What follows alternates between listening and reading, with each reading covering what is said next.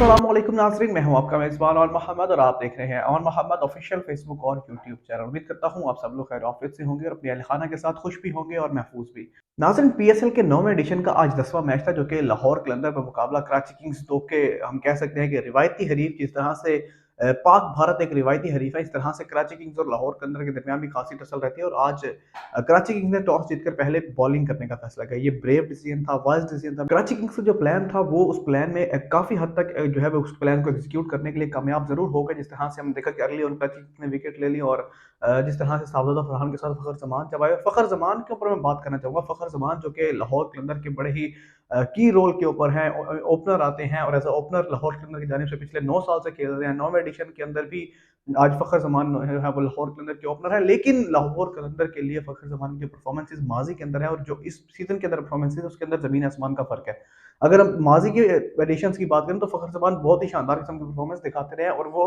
4-5 number के ऊपर भी लाहौर कलंदर के लिए खेलते रहे। लेकिन आज अगर हम बात करें इस सीजन की तो बिल्कुल फ्लॉप दिखाई दे रहे हैं। सिर्फ एक मैच के अंदर 40 रन स्कोर किए, उसके बावजूद तमाम मैचेस के अंदर बुरी तरह से फ्लॉप दिखाई दे रहे हैं और फ़खर ज़मान हम कह सकते हैं कि इस एडिशन के लिए जो है वो अवेलेबल नहीं है और इस एडिशन के लिए हम कह सकते हैं कि फ़खर ज़मान की जो परफॉर्मेंसेज है वो खासी वीक नज़र आ रही हैं और आने वाले वक्तों के अंदर हम देख सकते हैं कि शायद अब वो कुछ परफॉर्मेंसेज दिखा दें, लेकिन अब तक जो है वो फ़खर ज़मान बिल्कुल डाउन दिखाई दे रहे हैं, जिसकी वजह से लाहौर को काफ़ी झटका मिल रहा है क्योंकि एक तरफ साहबजादा फरहान है जो कि रन के अंबार लगा रहे हैं। अगर साहबजादा फरहान के साथ फ़खर ज़मान अगर साथ दें तो शायद लाहौर कलंदर को 100 की, 110 की, 120 की ओपनिंग पार्टनरशिप मिल सकती है क्योंकि जिस तरह से आज साहबजादा फरहान ने बैटिंग की, यकीनन उस बैटिंग की दाद देना पड़ेगी कि 72 रन स्कोर किए और जो स्ट्राइक रेट था वो भी उनका बेहतरीन था। शानदार स्ट्राइक रेट के साथ 72 रन आज के मैच के अंदर उन्होंने स्कोर किया और वो नॉट आउट वापसी गए। तो आप अंदाजा कर सकते हैं कि साहबजादा फरहान इस वक्त किस लेवल की फॉर्म के अंदर है और किस तरह से हर मैच के अंदर परफॉर्म कर रहे हैं और दूसरी तरफ फखर जमान है जो कि उनके ओपनर है लेकिन फ्लॉप तरीन हुए जा रहे हैं। अगर हम उनके अगले बैट्समैन की बात करें तो वेंडर डिसन ने भी आज 26 रन तो जरूर स्कोर किए, लेकिन उसके बावजूद उनकी भी वो फॉर्म जो है जिस तरह से पहले मैच के अंदर हमने देखा कि बड़ी शानदार किस्म की बैटिंग की और उसके बाद तीसरे मैच के अंदर भी उन्होंने कुछ अच्छी बैटिंग की, लेकिन आज भी वो बुझे बुझे दिखाई दिए। उसके बाद हम लाहौर के अंदर के दीगर बैट्समैन की अगर बात करें तो वो बुरी तरह से फ्लॉप है, जिसके अंदर एहसन भट्टी हैं और जहांदाद खान ने भी एक मैच के अंदर बड़ी अच्छी बैटिंग की, लेकिन उसके बाद वो भी बदस्तूर जो है वो फ्लॉप दिखाई देते हैं। उसके बाद शाय होप हैं, सिकंदर रजा के साथ खासी एक्सपेक्टेशन थी लाहौर के अंदर की, लेकिन वो भी अभी खासे बुझे बुझे दिखाई दे रहे हैं और आज वो भी फ्लॉप रहे। उसके बाद जो एक पार्टनरशिप लगी आखिरी 5 ओवर्स के अंदर, ये जो पार्टनरशिप थी ये लाहौर के अंदर को बिल्कुल नीचे से उठाकर कुछ हम कह सकते हैं कि मतलब एक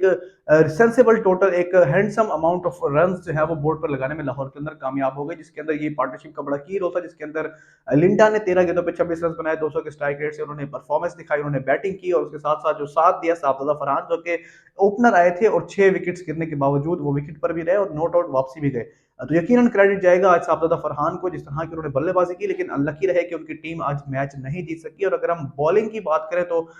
जिस तरह से आज कराची किंग्स के बॉलर्स ने बॉलिंग की, शुएब मलिक ने 1 ओवर जरूर किया, लेकिन उसके बाद अगर हम दीगर बॉलर्स की बात करें जिस तरह से तबरेज शमसी ने बॉलिंग की, मीर हमजा ने बॉलिंग की और ये यंगस्टर है और यंगस्टर जिस तरह की परफॉर्मेंस कराची किंग्स के लिए दिखा रहा है और ये बॉलर वाहिद वो बॉलर है जो कराची किंग्स को स्टार्ट से जो है वो परफॉर्म करता हुआ दिखाई दे रहा है और शुरू के मैचेस से वो बड़ी एफर्ट बड़ी मेहनत करता हुआ दिखाई दे रहा है और आजकल जो पीएसएल के अंदर यंगस्टर्स परफॉर्म कर रहे हैं वो बड़ा ही शानदार किस्म की परफॉर्मेंस है जो यंगस्टर्स की जानिब से आ रही है। लेकिन अगर हम बात करें हसन अली की तो वो शुरू के मैचेस के अंदर इतना उन्होंने खासी खातिर खाब परफॉर्मेंस नहीं दिखाई, लेकिन आज के मैच के अंदर उन्होंने बड़ी शानदार किस्म की बॉलिंग की और हम कह सकते हैं कि एक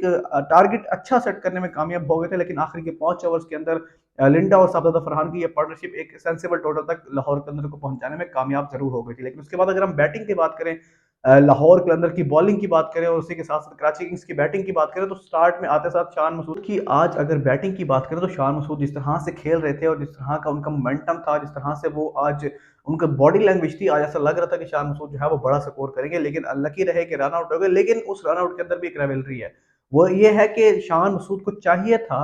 कि फील्डर वहां पर है, उनको पता है जिस तरह से हमने शुएब मलिक को भी देखा, उन्होंने भी रनिंग बिटवीन द विकेट्स बहुत शानदार की। तो कहीं अगर बैट्समैन जाहिर सी बात है बैट्समैन अगर सिंगल के लिए शॉट लेता है वो क्लिक करके उसके बाद वो जाहिर सी बात है कि वो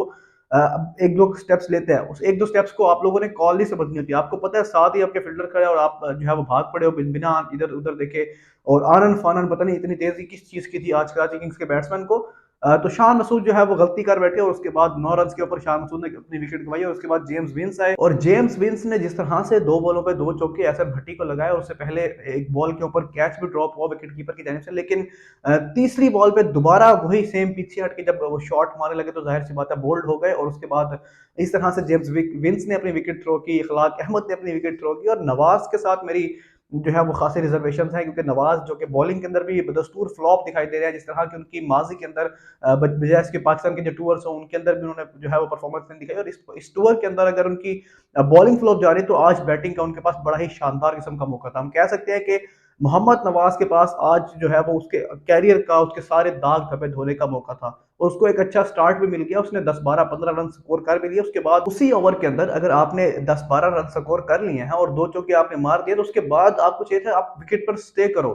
जमान खान का अगर अच्छा यॉर्कर पड़ भी गया है तो आपको रोकना चाहिए था, बजाय इसके कि आप अपनी विकेट थ्रो करके आज जो आपको पावर प्ले के अंदर बैटिंग करने का मौका मिला है और अभी पूरे 14 ओवर्स पड़े हैं, तो आप अंदाजा कर सकते हो कि 14-15 ओवर्स पड़े हैं, आप सुकून से अपनी बारी लो, टीम को सपोर्ट करो, शोएब मलिक को साथ लेके चलो। शोएब मलिक ने जिस तरह से पोलार्ड का साथ दिया वो साथ वो नवाज का भी दे सकते थे और नवाज को चाहिए था कि वो जिस तरह का उनको स्टार्ट मिल गया, स्टार्ट के अंदर आपको 2-3 अच्छी बाउंड्रीज मिल गई, उसके बाद आप रन बॉल जाके खेलो, क्योंकि इतना बड़ा टारगेट नहीं था। यही हुआ कि इतना बड़ा टारगेट नहीं था और आज की जिस तरह की विकेट थी बैट्समैन को खासी मदद मिल रही थी, लेकिन नवाज ने आज अपनी जो है वो आज का मौका जो है वो हाथ से गवा दिया और आज अपनी विकेट थ्रो कर दी। उसके बाद पोलार्ड जब बैटिंग करने आए उस वक्त इस तरह से लग रहा था कि ये जोड़ी जो है वो कुछ ना कुछ करेगी और इस जोड़ी ने कुछ ना कुछ कर दिखाया। शोएब मलिक और पोलार्ड की ये जोड़ी जिन्होंने तकरीबन 100 रन से ज्यादा की पार्टनरशिप लगाई और जो मैच था वो लाहौर कलंदर के शिकंजे से छीन के जो है वो कराची के पलड़े में डाल दिया। जिस तरह की पोलार्ड की बैटिंग थी तो यहाँ पर मेरे ख्याल से शाहीन शाह अफरीदी ने गलती कर दी, जहाँ पर पोलार्ड बैटिंग के ऊपर है, उसके ऊपर लिंडा को लगा दिया, उसके बाद एहसन भट्टी को ओवर दे दिया। तो मेरे ख्याल से यहाँ पर जो है वो बहुत ही बड़ी गलती की शाहीन शाह अफरीदी ने। अगर यहीं पे जमान खान से ओवर करवाया जाता या फिर हारिस रऊफ से एक ओवर करवाया जाता तो शायद ये पार्टनरशिप ना लगती, क्योंकि जिस तरह से पोलार्ड ने जो है वो 2 छक्के लगा दिए उसके बाद जो है वो मोमेंटम बन जाता है। जाहिर सी बात है एक बैट्समैन उसके आगे आप स्पिनर लगा रहे हो क्योंकि उसकी इतनी पावर है, जिस तरह की वो पावर हिटिंग करते हैं और जितने उनका एक्सपीरियंस है उनके सामने आप इस तरह के स्पिनर्स लगा रहे हो। अगर आप कहो कि आपने राशिद खान को उनके एंटी लगाया तो आप समझ भी आती है, या फिर पाकिस्तानी अब नवाज को उनके एंटी लगाया समझ आती है, शाम अमीर को उनके खिलाफ लगाया तो समझ भी आती है। लेकिन आपने इस तरह के बॉलर्स उनके सामने लगा लिए कि लॉलीपॉप किस्म के उन्होंने छक्के मारे, उन्होंने अपने आप को सीधा किया, अपने बल्ले को सीधा किया। उसके बाद जब जमान खान बॉलिंग करने के लिए, हारिस रऊफ बॉलिंग करने के लिए तो उनको भी फिर मार पड़ी और जहांदाद खान को जिस तरह से उन्होंने आखिरी ओवर के अंदर 18 स्कोर मारे, तो देखा ये जा सकता है कि पोलार्ड को जो है वो उसका मोमेंटम बनाने के लिए, उसको जो है वो विकेट पर स्टे करने के लिए शाहीन शाह अफरीदी का बड़ा रोल था, क्योंकि शाहीन शाह अफरीदी की आज के मैच के अंदर पुअर तरीन कैप्टेंसी, पुअर तरीन उनकी फील्ड प्लेसमेंट की बात करें, अगर उनको जिस तरह से उन्होंने बॉलर्स को ओवर दिया और लास्ट ओवर के अंदर एहसन भट्टी का ओवर बच गया, तो मतलब उनकी ओवर्स की जो कैलकुलेशन थी वो भी गलत थी। तो अगर इसी तरह से शाहीन शाह अफरीदी जो है वो प्लेयर्स के साथ इस तरह से करते रहेंगे और इस तरह की कैप्टेंसी करते रहेंगे तो मेरे ख्याल से उनकी पाकिस्तान के अंदर भी जगह नहीं बनेगी। हारिस रऊफ माजी के मैचेस के अंदर बुझे बुझे दिखाई दे रहे थे, लेकिन आज के मैच के अंदर जिस तरह की उनकी परफॉर्मेंस थी, जिस तरह की उन्होंने फील्डिंग की और जो कैच पकड़ा,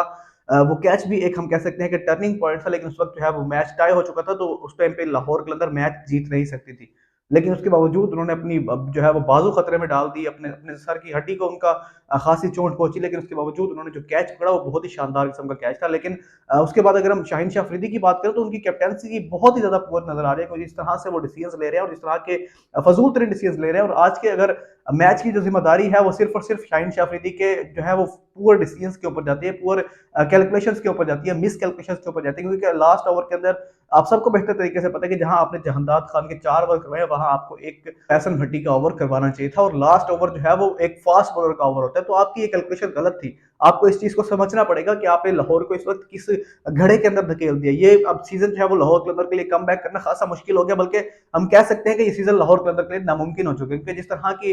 लाहौर कलंदर की परफॉर्मेंस आ रही है इस तक, इसके बाद आई डोंट थिंक सो कि लाहौर कलंदर जो है वो अब इस सीजन के अंदर दोबारा कम बैक कर पाएगा, क्योंकि 4 मैचेस जो है वो इस वक्त लाहौर कलंदर ने हार लिया। तो इसके अंदर